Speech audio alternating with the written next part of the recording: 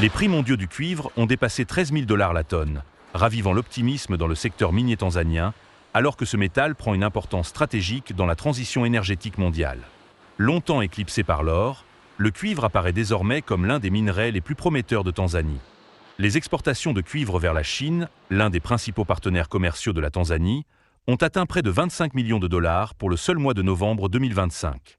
Avec des installations de raffinage du cuivre dorénavant opérationnelles dans le sud-ouest du pays et dans la capitale Dodoma, le gouvernement affirme que la valeur ajoutée sera essentielle pour stimuler les recettes d'exportation.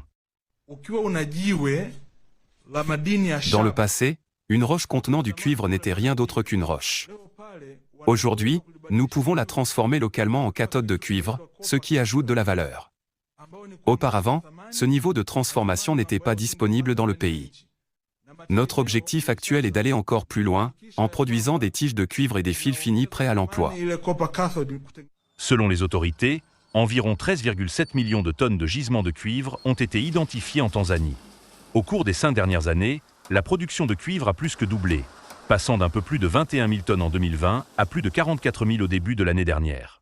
Les analystes estiment que, s'il est géré efficacement, le cuivre pourrait aider la Tanzanie à diversifier ses exportations, à attirer de nouveaux investissements, à créer des emplois et à intégrer le pays dans les chaînes d'approvisionnement mondiales en énergie verte à un moment critique.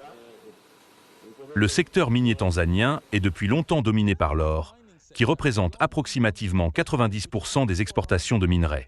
Celui-ci a généré près de 4,5 milliards de dollars de recettes l'année dernière. Afin d'accroître la contribution de ce secteur, qui représente actuellement un peu plus de 10% du PIB, le gouvernement cherche à diversifier son portefeuille minier, le cuivre jouant un rôle central dans cette stratégie. Les détracteurs affirment que malgré la croissance du secteur minier, la création d'emplois pour les jeunes Tanzaniens reste limitée.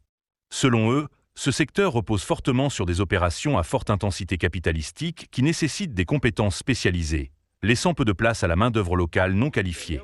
Toutefois, le gouvernement précise qu'il s'efforce de changer cette situation. Un nouveau programme baptisé l'exploitation minière pour un avenir meilleur vise à garantir l'attribution aux jeunes de leur propre zone minière, plutôt que d'empiéter sur d'autres concessions. Ils recevront une formation sur les pratiques minières, le traitement des minéraux et leur commerce. Cela leur permettra de tirer directement profit des ressources naturelles que Dieu leur a données.